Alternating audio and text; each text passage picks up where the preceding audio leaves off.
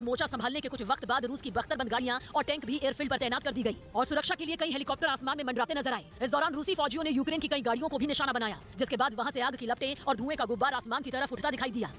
उधर रूस और यूक्रेन के बीच 17 दिनों से जारी जंग अब और भी भीषण होती जा रही है। जल्द से जल्द यूक्रेन पर कब्जे के इरादे से रूसी सेना ने वहां के शहरों पर बमबारी बेहद तेज कर दी है, जिसकी एक तस्वीर निकोलेव शहर से भी सामने आई। वहां रूसी सेना की तरफ से दागे गए बमों ने तबाही मचा दी और एक रिहायशी इलाका एक एक कर हुए 3 धमाकों से बुरी तरह थर्रा उठा और लगातार 3 बम फटने की वजह से वहां काले धुएं का गुबार उठता दिखा। रूसी हमलों से हुई तबाही की तस्वीरें चरनेव शहर से भी सामने आई। वहां भारी बमबारी की वजह से कई इमारतें मलबे में तब्दील हो गई। लगातार बमबारी में कई बिल्डिंग ध्वस्त हो गई तो कई झुक गई। यही नहीं, कुछ जगहों पर तो बम फटने की वजह से बड़ा गड्ढा बना दिखा। वहां के मेयर ने रूसी सेना के हमलों में कई लोगों के मारे जाने का दावा किया। Гибнуть мирні люди। रूस के ताबड़तोड़ हमलों की वजह से चरनेव शहर में हर तरफ तबाही का मंजर दिखाई दिया और ऐसा लगा मानो पूरा शहर खंडहर में तब्दील हो गया हो। तो वहीं चेल्सी फुटबॉल क्लब के मालिक और रूसी कारोबारी रमन एब्रामोविच को पुतिन की दोस्ती महंगी पड़ी। यूके सरकार ने पुतिन के करीबी एब्रामोविच पर प्रतिबंध लगा दिया, जिसका मतलब है यूके में उनकी संपत्तियों पर सरकारी हंटर चलेगा, साथ ही उनके यूके जाने पर भी रोक रहेगी। इतना ही नहीं, इस बैन का असर उनके फुटबॉल क्लब चेल्सी पर भी होगा, यानी वो ब्रिटेन में अपने इस क्लब को बेच नहीं पाएंगे और चेल्सी फुटबॉल क्लब पर खिलाड़ियों को खरीदने और बेचने पर भी रोक रहेगी। इसके अलावा ये क्लब अपने मुकाबलों की टिकट बेचकर कमाई भी नहीं कर पाएगा। हालांकि चेल्सी फुटबॉल टीम के मैच जारी रहेंगे और पहले से टिकट ले चुके दर्शक मैच देखने स्टेडियम भी जा सकेंगे। बताया गया कि यूक्रेन पर हमले के बाद से रूसी कारोबारी रमन एब्रामोविच पर रोक लगाने की तैयारी चल रही थी। इसी वजह से उन्होंने कुछ दिन पहले अपने इसी क्लब को बेचने का ऐलान भी किया था। इस बीच यूक्रेन की तरफ से उनकी सेना का जंगल में गश्त करते हुए एक वीडियो भी जारी किया गया, जिसमें रात के अंधेरे में स्पेशल फोर्स की एक टुकड़ी पूरी तरह से मुस्तैद नजर आई, जो कि घातक हथियारों से लैस दिखी। साथ ही उनमें हर एक के माथे पर टॉर्च लगी थी, जिसकी मदद से वो घने जंगल में रात के वक्त गश्त करते दिखे। वीडियो में वो सब पहले बातचीत करते नजर आए और फिर इशारा मिलते ही जंगल में चारों तरफ फैल गए। इनमें कुछ ने वहां मौजूद खंडर इमारतों और बर्बाद हो चुके घरों की अच्छी तरह तलाशी भी ली। इस वीडियो को यूक्रेन की तरफ से एक चेतावनी के साथ जारी किया गया, जिसमें लिखा गया कि यूक्रेन पर हमला करने वालों पर यह रात भारी पड़ेगी। उधर यूक्रेन के बंकरों में गाना गाकर सुर्खियों में आई एक बच्ची ने अपना देश छोड़ दिया। वो बम धमाकों से बचने के लिए बंकरों में छिपी थी, मगर अब ये बच्ची अपने रिश्तेदारों के पास पोलैंड पहुंच गई है, जहां पहुंचकर उसने फिर वही गाना गाया। इस गीत के जरिए उसने रूस के खिलाफ लड़ रहे अपने देश के लोगों का हौसला बढ़ाया।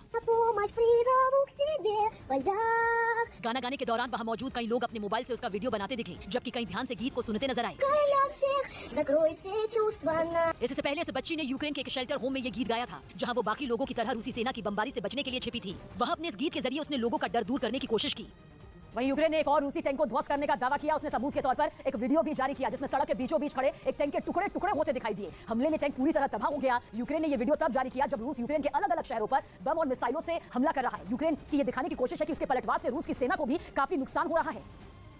इस बीच यूक्रेन की राजधानी कीव में खौफ के साए में किस तरह से लोग जी रहे हैं, किसी भी कीमत पर बाहर निकलने को बेताब नजर आ रहे हैं, जिनमें छोटे बच्चे भी शामिल थे, जिन्हें उनके माँ बाप आसमान से बरसती मिसाइलों से बचाने के लिए वहां से निकलते नजर आए। कुछ लोगों ने तो इसके लिए एम्बुलेंस की भी मदद ली, ताकि उन पर कोई हमला न करे। वहीं कुछ अपने पालतू जानवरों को भी साथ ले जाते दिखे। वहां मौजूद राहत और बचाव दल की गाड़ियां तो लोगों से ठसाठस नजर आई। इस दौरान लोग एक दूसरे की मदद के लिए भी आगे आए। उनमें जिनके पास कार थी वो बाकी लोगों को भी अपने साथ वहां से निकाल लाए। वहीं यूक्रेन के डोनेस्क के एक इलाके में पुतिन की फौज ने एक हाई प्रेशर वाली गैस पाइपलाइन को अपना निशाना बनाया, जिसके बाद जोरदार धमाका हुआ। चारों तरफ सिर्फ आग की लपटें और धुआं ही धुआं दिखाई दिया। इसका एक वीडियो सामने आया, जिसमें गैस पाइपलाइन काफी दूर तक आग की चपेट में दिखी। ऐसा लगा मानो सूरज निकलने से पहले ही लपटों ने आसमान को डरावनी रोशनी से घेर लिया हो। पाइपलाइन में हुए धमाके से आसमान में धुएं का बड़ा गुब्बार छाया नजर आया। दूर सड़क से गुजर रहे एक आदमी ने इसका वीडियो अपने मोबाइल फोन में रिकॉर्ड कर लिया। धमाके के बाद गैस पाइपलाइन को ठीक करने का काम शुरू कर दिया गया, ताकि इससे होने वाले खतरे को जल्द रोका जा सके। वहीं बमबारी की वजह से तबाह हुए गांव की तस्वीर यूक्रेन के बाराशवा से सामने आई है, जहां लोगों ने इसके लिए रूस को जिम्मेदार ठहराया, जिसने बेतहाशा बमबारी कर पूरे के पूरे गांव को वीरान कर दिया। वहां हर तरफ सिर्फ और सिर्फ बर्बादी नजर आई। जिन जगहों पर कभी स्कूल और रेस्टोरेंट हुआ करते थे, वहां अब सिर्फ उनका मलबा बचा। इस तबाही के मंजर के बीच यूक्रेन की सेना के जवान लोगों की मदद करने पहुंचे, जिसके बाद कुछ लोगों ने अपने घरों को वापस रहने के लायक बनाने की कोशिश भी शुरू कर दी। सौभाग्य की एक बात यह कि युद्ध यूक्रेन से शुरू हुआ, लेकिन अब इसका दायरा बढ़ सकता है, क्योंकि रूस ने यूक्रेन के बाद अब फिनलैंड और स्वीडन को धमकी दे दी है। उसने चेतावनी दी है कि अगर फिनलैंड और स्वीडन नेटो में शामिल होते हैं तो उनका भी वही अंजाम होगा जो यूक्रेन का हो रहा है। मतलब ये कि नेटो पर जंग शुरू हुई और अब तक नेटो पर ही अटकी हुई है। मामला साफ है कि ये लड़ाई दुनिया पर वर्चस्व की है, सिर्फ यूक्रेन और रूस की नहीं। 2-3 दिन पहले यूक्रेन में जंग के दौरान रूस के एक टैंक पर सोवियत संघ का झंडा लहरा रहा था। आपने देखा होगा। इसके मायने अब समझिए। दरअसल दावा किया जा रहा है कि पुतिन की मंशा है कि रूस का जो प्रभाव 1991 से पहले दुनिया पर था वो उसे वापस मिल जाए, और इस रास्ते में अमेरिका समेत नेटो के 30 देश बड़ी रुकावट है। इसलिए यूक्रेन युद्ध के जरिए पुतिन नेटो की बढ़ती ताकत को रोकने में जुटे हैं, लेकिन अमेरिका और उसके सहयोगी भी शांत नहीं और रूस को प्रतिबंधों के जरिए कमजोर करने की चाल चल रही है। 100 बात की एक बात।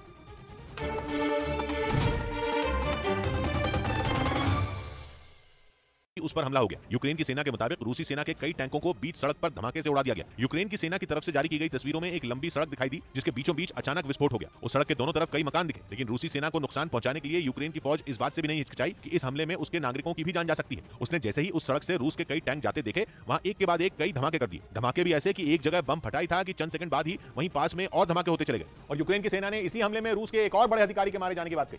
यूक्रेन के मुताबिक पिछले 10 दिन में रूस के 3 बड़े अफसरों की जंग के मैदान में जान चली गई, जिनमें उनकी टैंक रेजिमेंट में कर्नल रहे आंद्रेई ज़खरोव का नाम भी शामिल हो गया। यूक्रेन की सेना के मुताबिक कीव के पूर्वी हिस्से में रूसी टैंकों के काफिले पर हुए भीषण हमले में आंद्रेई ज़खरोव की मौत हो गई। बताया गया कि ज़खरोव हमले के वक्त खुद एक टैंक में सवार थे। उन्होंने यूक्रेन से पहले भी कई बड़े अभियानों को अंजाम दिया था और सीरिया में रूसी सेना के ऑपरेशन में अहम भूमिका निभाई थी, जिसके लिए 2016 में पुतिन ने उन्हें ऑर्डर ऑफ करेज से सम्मानित किया था। ऑर्डर ऑफ करेज रूस में बहादुरी के लिए दिया जाने वाला सम्मान है। इससे पहले भी यूक्रेन ने रूसी सेना के deputy commander major general Vitaly गोरेस्मा और मेजर जनरल आंद्रेई सुखोवस्की के जंग में मारे जाने का दावा किया था। उधर रूस के खिलाफ 16 दिनों से जारी जंग में यूक्रेन ने एक बार फिर कुछ और वीडियो जारी कर पुतिन की फौज को भारी नुकसान पहुंचाने का दावा किया। यूक्रेन के मुताबिक रूस अलग अलग शहरों में मिसाइलें दाग रहा है, तो वो भी पलटवार करने में पीछे नहीं है।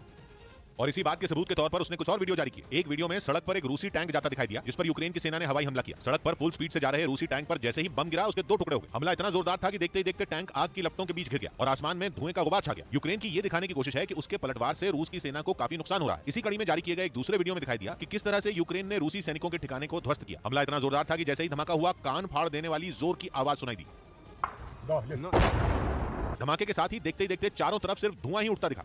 इस बीच रूस की भारी गोलाबारी के बीच यूक्रेन ने एक बड़े बम को नष्ट करने का वीडियो जारी किया। आरोप है कि जंग के दौरान यह भारी भरकम बम रूस की तरफ से गिराया गया था, जिसे नष्ट करने का वीडियो यूक्रेन की सेना ने जारी किया, जिसमें 3 सैनिक बम को डिफ्यूज करते दिखे। सबसे पहले खुदाई करने वाली मशीन की मदद से एक चौड़ा गड्ढा खोदा गया। उसके बाद बम को गड्ढे में सावधानी से उतारा गया। इसके बाद बम के नाकाम होते ही तेज धमाका हुआ और कई फीट ऊंचा धूल का गुबार छा गया।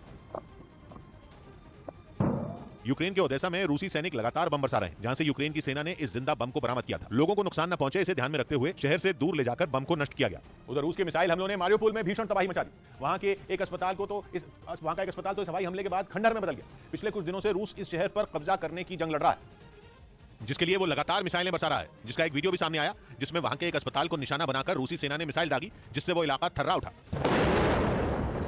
हमले के बाद वो अस्पताल खंडहर में तब्दील हो गया और कई लोग अपनी जान बचाने के लिए इधर उधर भागते दिखे। इसके थोड़ी ही देर में वहां बड़े पैमाने पर रेस्क्यू ऑपरेशन शुरू कर दिया गया, जिसके तहत तबाह हो चुके अस्पताल से कई मरीजों को बाहर निकाला गया। उनमें कुछ की हालत तो बेहद गंभीर दिखी। बमबारी से हुई तबाही की निशानियां अस्पताल के चारों तरफ नजर आईं। इतना ही नहीं, गोद में बच्चा लिए एक महिला तो दहशत की वजह से रो पड़ी।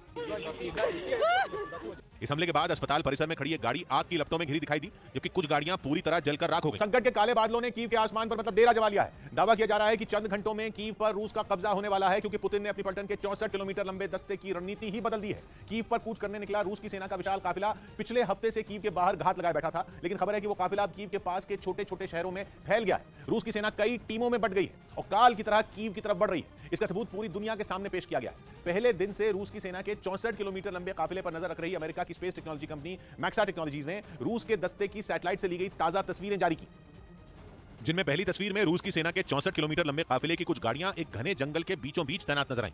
मतलब अब तक सड़क के रास्ते आगे बढ़ रहे रूस के दस्ते ने छिपने के लिए जंगल का भी रुख कर लिया है। वहीं कीव से 27 किलोमीटर दूर छोटे से शहर ओजरा के एक रिहायशी इलाके के बीचों बीच रूस की सेना की पहुंच नजर आई। तस्वीर में दोनों तरफ मकान दिखे और उनके बीच बनी सड़क से गुजरती नजर आई रूस के काफिले की गाड़ियां। यानी साफ है कि कीव पर कूच करने के लिए रूस की सेना में शामिल गाड़ियां अब अपनी पोजीशन बदल रही हैं। माना जा रहा है कि यह पुतिन की कीव पर कब्जा करने की सोची समझी स्ट्रेटजी भी हो सकती है। यूक्रेन की सेना को छकाने का पैंतरा भी हो सकता है, जिसका पता तब चला जब एक दिन पहले रूस के काफिले की सैटेलाइट से ली गई तस्वीरें सामने आई। काफिले की तीसरी तस्वीर कीव के पास इवांकीव के छोटे से शहर की बताई गई, जिसमें रूस की सेना के कई ट्रक और दूसरा साजो सामान सड़क पर खड़ा नजर आया। लेकिन सबसे चौंकाने वाला दावा तो चौथी तस्वीर को लेकर हुआ। इन तस्वीरों को जारी करने वाली मैक्सा टेक्नोलॉजीज ने दावा किया कि कीव के पास बरस्यांका में उसने कई मल्टीपल रॉकेट लॉन्चरों को एक खेत में तैनात देखा है। मतलब रूस की सेना ने अपनी तोपें भी अब फायरिंग पोजीशन में खड़ी कर दी हैं। यानी रूस की तैयारी अब कीव में तबाही मचाने की मानी जा रही है और इसके लिए उसकी सेना के 64 किलोमीटर लंबे काफिले ने कीव के आसपास मौजूद छोटे शहरों में अपनी पैठ बनानी शुरू कर दी है। भारी भरकम बख्तरबंद गाड़ियों, खतरनाक टैंकों और ताकतवर तोपों के साथ रूस के काफिले के करीब 2 हफ्ते पहले कीव के उत्तर पश्चिम से उसकी तरफ बढ़ने की सैटेलाइट तस्वीरें सामने आई थी। कीव के उत्तर पश्चिम में सभी सड़कें बेलारूस जाती हैं, जो कि कीव से करीब 90 किलोमीटर ही दूर है और बेलारूस इस जंग में अपने दोस्त रूस के साथ खड़ा है। इसलिए माना जा रहा है कि रूस की सेना का यह दस्ता बेलारूस से ही यूक्रेन में दाखिल हुआ और कीव की तरफ बढ़ने लगा, जो कि पिछले हफ्ते ही कीव के बाहरी हिस्से में पहुंच गया था। लेकिन फिर अमेरिका और ब्रिटेन जैसे पश्चिमी देशों की तरफ से दावा किया गया कि रूस की सेना का 64 किलोमीटर लंबा काफिला आगे बढ़ ही नहीं रहा, क्योंकि रूस की फौज के दस्ते में शामिल गाड़ियों का ईंधन ही खत्म हो गया। यह भी दावा किया गया कि रूस की सेना की गाड़ियों के टायरों की क्वालिटी भी खराब है, जिसकी वजह से वो कीचड़ से भरे रास्तों में धंसे जा रहे हैं। और तो और यह भी कहा गया कि काफिले में शामिल रूस के सैनिकों के पास पेट भर खाने पीने का सामान भी नहीं। मतलब कई दिक्कतें गिना दी गई। लेकिन अब ताजा दावा किया जा रहा है कि रूस की सेना का वो दस्ता अब एक सीध में आगे नहीं बढ़ रहा, बल्कि वो तितर-बितर होकर यूक्रेन के अंतनोवा एयरपोर्ट के आसपास के छोटे-छोटे शहरों में फैल गया है। अंतनोवा एयरपोर्ट के पास के 4 अहम शहरों में रूस की सेना के दस्ते के सैनिक, उनकी गाड़ियां तैनात हो गई। अंतनोवा एयरपोर्ट यूक्रेन की राजधानी कीव के उत्तर पश्चिम में है और उससे करीब 37 किलोमीटर दूर है। आखिरी बार रूस की सेना काफिला अंतनोवा एयरपोर्ट तक जाता हुआ नजर आया था और इस बार एयरपोर्ट के पास जिस पहले छोटे शहर में रूस की सेना दिखी वो है ओजरा। ओजरा कीव के उत्तर पश्चिम में 27 किलोमीटर ही दूर है। ताजा सैटेलाइट तस्वीरों में ओजरा के एक रिहायशी इलाके में रूस की सेना की गाड़ियां देखी गई। वहीं जिस दूसरे छोटे शहर में रूस की सेना के 64 किलोमीटर लंबे काफिले का हिस्सा देखा गया वो है लुबियांका। लुबियांका में रूस की सेना और उसकी कुछ गाड़ियां एक घने जंगल में पनाह लिए हुए नजर आई। मतलब रूस की फौज अब घात लगाकर कीव पर वार करने की तैयारी में भी हो सकती है। लेकिन कीव के पास बरेस्यांका में एक खेत में रूस की तोपें और multiple rocket launcher firing position में तैनात दिखी और कीव के ही पास इवांकीव में रूस की फौज के काफिले के कुछ ट्रक और दूसरी गाड़ियां नजर आई। दावा है कि रूस की सेना का लंबा चौड़ा काफिला अब कीव से लगभग 14 किलोमीटर दूर ही रह गया। इसलिए कहा जा रहा है कि रूस की सेना अगले 24 से 48 घंटे के अंदर कीव में घुस जाएगी। मगर यूक्रेन ने दावा किया कि उससे भी रूस को मुंह तोड़ जवाब देने के लिए अपनी सुरक्षा चाक चौबंद कर ली। दावा है कि कीव को ऐसे किले में तब्दील कर दिया गया है जिसे भेदने में रूस की सेना के पसीने छूट सकते हैं और इस काम में यूक्रेन की सेना का साथ देने के लिए खुद कीव के आम लोग उससे जुड़ गए। बताया गया कि रूस की सेना को नाको चने चबाने के लिए कीव के इतने लोग सेना से जुड़ने के लिए पहुंच गए कि सेना को उन्हें वापस भेजना पड़ा। यूक्रेन की सेना से जुड़े कीव के इन वॉलंटियर्स ने रूस के काफिले को रोकने के लिए जगह जगह रेत की बोरियां और कंक्रीट के रोड ब्लॉक खड़े कर दिए हैं। यहां तक कि उन्होंने मेटल के बड़े बड़े एंटी टैंक बैरियर भी सड़कों पर लगा दिए हैं और कीव में बर्फबारी के बावजूद वहां खड़े रहकर लगातार पहरेदारी कर रहे हैं। इतना ही नहीं, सेना से जुड़े कीव के कुछ वॉलंटियर तो ऑटोमेटिक राइफल और बड़े बड़े चाकू लेकर सड़कों पर तैनात हैं। वहीं जो लोग यूक्रेन की सेना को ज्वाइन नहीं कर पाए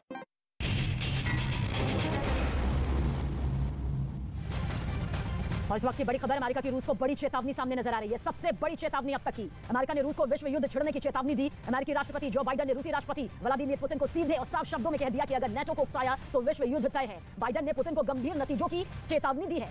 इस वक्त की यह सबसे बड़ी खबर है। अमेरिका की रूस को देखिए अब तक की सबसे बड़ी चेतावनी यहाँ पर नजर आ रही है। रूस यूक्रेन युद्ध का 17वां दिन भी आज बीत चुका है। कल 18वां दिन होगा और इस बीच देखिए किस तरह से अमेरिका की तरफ से रूस को यह कड़ी चेतावनी साफ और सीधे शब्दों में दी गई है कि नेटो को उकसाया तो विश्व युद्ध होंगे, नतीजे भुगतने होंगे। Direct confrontation between NATO and Russia is World War III. Russia would pay a severe price to use chemical weapons. तो यूक्रेन पर रूसी हमले पर भड़के अमेरिका की तरफ से बयान यहां पर सामने आया है कि नेटो को उकसाया तो नतीजे भुगतने होंगे, तीसरा विश्व युद्ध होगा, गंभीर नतीजे यहां पर भुगतने होंगे। ये अमेरिका की अब तक रूस को सबसे बड़ी चेतावनी मानी जा रही है क्योंकि विश्व युद्ध छिड़ने की चेतावनी यहां पर अमेरिका की तरफ से देखिए किस तरह से आ रही है क्योंकि रूस लगातार अपने हमलों को तेज करता जा रहा है।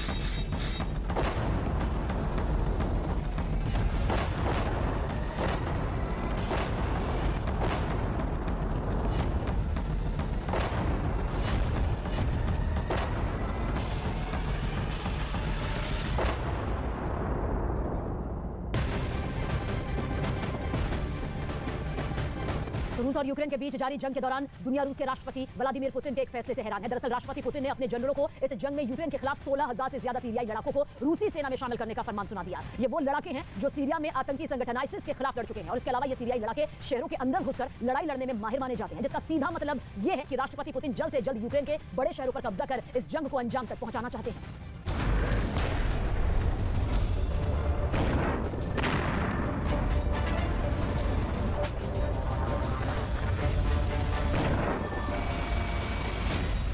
तबाही का 17वां दिन।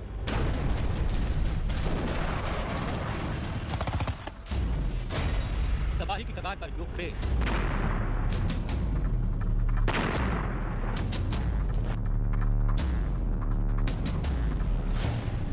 राष्ट्रपति पुतिन का नया ऐलान।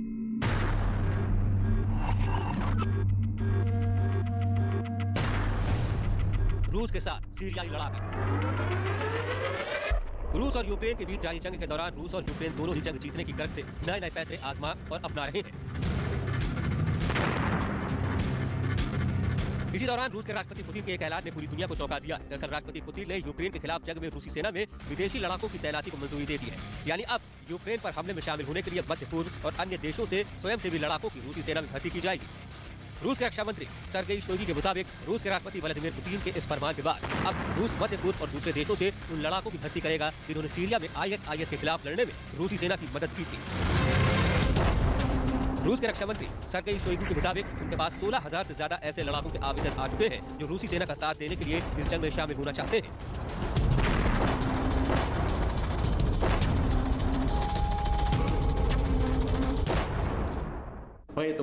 Поэтому, если вы видите, что есть люди, которые хотят на добровольной основе, тем более не за деньги, приехать и оказать помощь людям, проживающим. दरअसल शुक्रवार को राष्ट्रपति पुतिन ने रूसी सेना की सुरक्षा काउंसिल के साथ एक बैठक की थी। खबर के मुताबिक इस बैठक में राष्ट्रपति पुतिन ने कहा कि अगर सीरिया और दूसरे देशों के लड़ाके अपनी मर्जी से रूसी सेना का साथ देना चाहते हैं तो ऐसे लड़ाकों को डोनबास इलाके में तैनात कर देना चाहिए। इसके अलावा इस बैठक में राष्ट्रपति पुतिन ने जंग के दौरान यूक्रेनी सेना से जब्त किए गए हथियारों, tank, anti tank minded missile और मैन पोर्टेबल एयर डिफेंस मिसाइलों को डोनेट्स्क और लुहांस्क पीपल्स रिपब्लिक को सौंपने की मंजूरी दी थी। ये मर्सनरीज फोर्सेस जो हैं, जो अपने आप में बहुत रुथलेस मानी जाती हैं और बहुत ही खूंखार और भयंकर फोर्स मानी जाती हैं, ये बहुत ही खतरनाक काम है जो वो कर रहे हैं। उनको ये बिल्कुल नहीं करना चाहिए क्योंकि ये बिल्कुल इनह्यूमन वॉरफेयर होगी। साथ ही साथ वो एक तरीके का मनोवैज्ञानिक प्रेशर बना रहे हैं, दबाव बना रहे हैं यूक्रेन के ऊपर कि देखिए डॉनबास में अगर हम इस्तेमाल करेंगे तो हो सकता है हम कीव में भी करें। उस वजह से वहाँ के लोगों में आतंक रहेगा। अमेरिकी अखबार वॉल स्ट्रीट जर्नल में छपी एक खबर के मुताबिक रूस और सीरियाई सरकार के बीच काफी अच्छे संबंध हैं। सीरिया की सरकार को भी पुतिन का सीधा समर्थन हासिल है। इसके अलावा सीरियाई लड़ाके शहरी लड़ाई लड़ने में माहिर माने जाते हैं। सीरियाई लड़ाकों को शहर के अंदर घुसकर जंग लड़ने का अनुभव भी है। लिहाजा पुतिन सीरियाई लड़ाकों को रूसी सेना में शामिल करना चाहते हैं। सीरियाई लड़ाकों के जरिए राष्ट्रपति पुतिन कीव समेत दूसरे यूक्रेनी शहरों पर कब्जा करना चाहते हैं। राष्ट्रपति पुतिन के नए फरमान के बाद यूक्रेन के राष्ट्रपति व्लादिमीर ज़ेलेंस्की ने रूस को एक जिद्दी दुश्मन करार देते हुए कहा कि वो अब इस जंग में सीरिया के किराए के कातिलों को शामिल कर रहा है। इसके अलावा उन्होंने अपने देशवासियों से जंग जीतने के लिए एकजुट होकर लड़ने की अपील की। Жодного відсотка своєї свободи. 16 днів. Я знаю, що багато людей почали відчувати втому. ऐसा नहीं है कि विदेशी लड़ाकों की भर्ती सिर्फ रूसी सेना में ही होगी। यूक्रेन के राष्ट्रपति व्लादिमीर ज़ेलेंस्की भी दुनिया भर से रूस के खिलाफ जंग लड़ने की अपील कर चुके हैं। ज़ेलेंस्की की अपील के बाद यूक्रेन के पड़ोसी मुल्क लातविया अपने नागरिकों को यूक्रेन जाकर रूस के खिलाफ जंग में शामिल होने की अनुमति दे चुका है। सिर्फ लातविया ही नहीं बल्कि डेनमार्क और ब्रिटेन से तो लोग यूक्रेन पहुंच भी चुके हैं। उनकी इस अपील के बाद विदेशों से रूस के खिलाफ यूक्रेन की सेना का साथ देने के लिए लोगों का पहुंचना भी शुरू हो गया है। पूरी दुनिया की फोर्सेस को, दुनिया से लोगों को, देशों को इनवाइट किया है कि वो आकर यूक्रेन में लड़ाई लड़ें, क्योंकि ये डेमोक्रेसी की लड़ाई है, दादागिरी की खत्म करने की लड़ाई है। तो जिस तरीके का उन्होंने ये इनविटेशन दिया है वो एक तरीके का, एक तो पूरी दुनिया में सपोर्ट लेने का एक अच्छा तरीका है। साथ ही साथ रशिया के ऊपर प्रेशर रहेगा कि देखिए दुनिया की सभी कंट्रीज अगर या कुछ कंट्रीज अपने तरफ से ये फोर्सेस भेज रही हैं, वहाँ के नागरिक आकर फोर्स ज्वाइन कर रहे हैं, तो ये अपने आप में एक सेरेमोनियल विक्ट्री हो जाएगी, एक तरीके का प्रेशर हो जाएगा रशिया के ऊपर। राष्ट्रपति पुतिन ये हकीकत नजरअंदाज कर रहे हैं कि यूक्रेन के नागरिक इस जंग में अपना सब कुछ सुहा कर देने के लिए तैयार है। यूक्रेन की सरकार ने भी यूक्रेन के 18 से 60 साल तक के मर्दों के देश के बाहर जाने पर रोक लगा रखी है।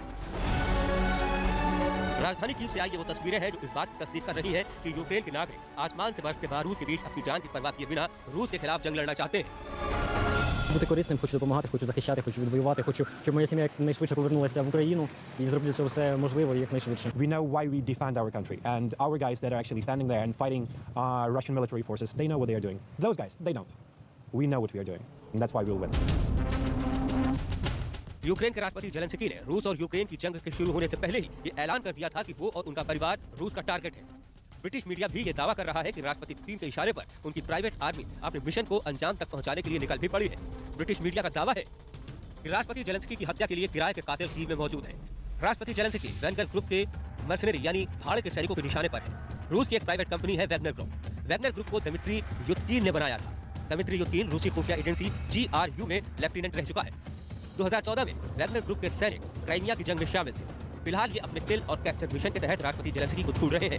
वैगनर ग्रुप में 6000 सैनिक शामिल हैं। इसको ओवररूल तो नहीं किया जा सकता क्योंकि इस तरह की पॉसिबिलिटी लड़ाई में हमेशा होती है, और स्पेशली जब रशिया टोटली अगेंस्ट है पर्सनल पॉलिसीज ऑफ ज़ेलेंस्की और वो चाहता है कि ज़ेलेंस्की हट जाए, तो साम दाम दंड भेद कुछ भी किया जा सकता है।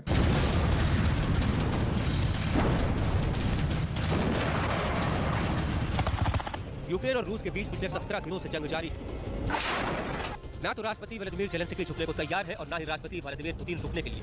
ऐसे में सवाल उठता है कि आखिर ये जंग किस मुकाम पर जाकर रुकेगी। क्या ये जंग उस सूरत हाल में रुकेगी जब यूक्रेन हार जाएगा?